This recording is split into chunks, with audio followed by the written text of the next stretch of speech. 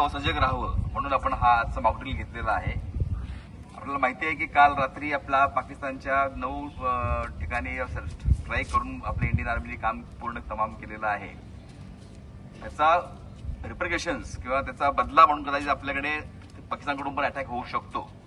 तर या अनुषंगाने आपली काय तयारी आहे, सामान्य नागरिक म्हणून आपण कसं त्याला फेस करायचं आहे, हा एक उद्देश आपल्या या मॉकड्रिल घेण्यामागे होता। आपल्या लोकांनी मला बघितलंच होतं की कसं म्हणजे ऑपरेशन करायचं आहे किंवा जखमी झाल्यावर किंवा काय काय काय करायचं आहे, कसं आपल्याला स्वतःला हेड करायचं आहे, कुठून लपायच्या जागा कुठे असल्या पाहिजेत। त्यामुळे मोकळ्या जागेत सगळ्यांनी यावाची अपेक्षा नसते। यावेळेला आपण जिथे जिथे चांगली इमारत आहे, जी स्ट्रॉंग इमारत आहे, त्या इमारतीमध्ये आज जाऊन थांबावं। थांबताना पिलरच्या जवळ थांबावं, खिडकीजवळ थांबू नये, दरवाजा थांबू नये आणि आपण सेफ राहावं। मगाशी सिग्नल जसा आपला मिळाला आपल्याला की जो इंटरप्रिटेशन सिग्नल होता पहिला भोंगा, की ते स्ट्राईक झाला म्हणून तो भोंगा आपल्याला वाजवला होता। शेवटचा भोंगा वाजला तो स्ट्रेट सरळ वाजला भोंगा, एकसारखा म्हणजे ते आपलं काम सगळं स्ट्राईक संपलेलं आहे। आपण आता बाहेर यायला हरकत नाही। बाहेर आल्यानंतर आपण काय काय करायची ऍक्टिव्हिटी हे पण आता आपल्याला सगळ्यांना दाखवलेलं आहे। मला अशी अपेक्षा आहे की या पद्धतीने जर आपल्याकडे काही अटॅक झाला किंवा याच्याबरोबर आता हा अटॅक सोडून द्या, पण नैसर्गिक आपल्याला सुद्धा आपल्याला याचा उपयोग होऊ शकतो। नॅचरल कॅलेमिटीमध्ये पण पूर आला किंवा कुठे आग लागली तर आपण त्यातनं कसं वाचायचं आहे आणि आपल्याबरोबर बाकी साथींना कसं आपल्याला जगवायचं आहे, या गोष्टी समजाव्या म्हणून आपण हा मॉकड्रिलचा कार्यक्रम घेतला होता। तो यशस्वी झालाय असं मी जाहीर करतो।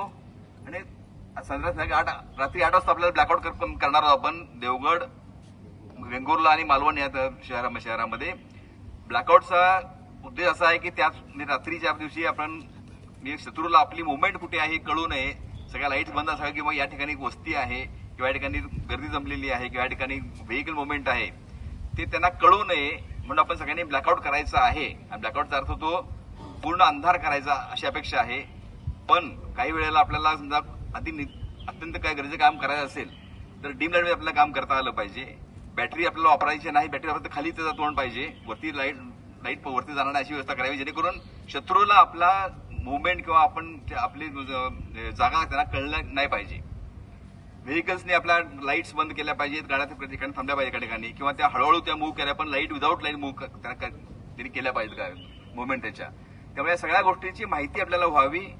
आपत्तीच्या काळामध्ये आपण कसं आपली बिहेवियर कसा असावं, वागणूक कसं असावी आणि आपण लोकांना कसं मदत करू शकू हेही बघायचं आहे। कारण आपण संपल्यानंतर जे कॅज्युअलिटीज आहेत किंवा जखमी झालेले लोक जे आहेत त्यांना आपल्याला जीवन त्यांना द्यायचं असेल तर आपल्याला त्यांना कशी मुवमेंट करायची आहे, त्यांना कुठे घेऊन जायचं आहे, हॉस्पिटल कुठे आहे, या सगळ्या माहिती आपल्याला असणं आवश्यक आहे। किंवा आता बघायचं बघितलं आपण फायर फायटिंगचा कसं ऑपरेट करायचं आहे हे पण आपल्याला कळलं पाहिजे। एवढं मशीन आपल्याला असते पण आपण वापरू शकत नाही कारण आपल्याला माहिती नसतं कसं वापरायचं ते। त्यामुळे ही जाणीव सगळ्यांना व्हावी म्हणून आपण हा ड्राईव्ह घेतला होता। आज तो पूर्ण झाला आहे।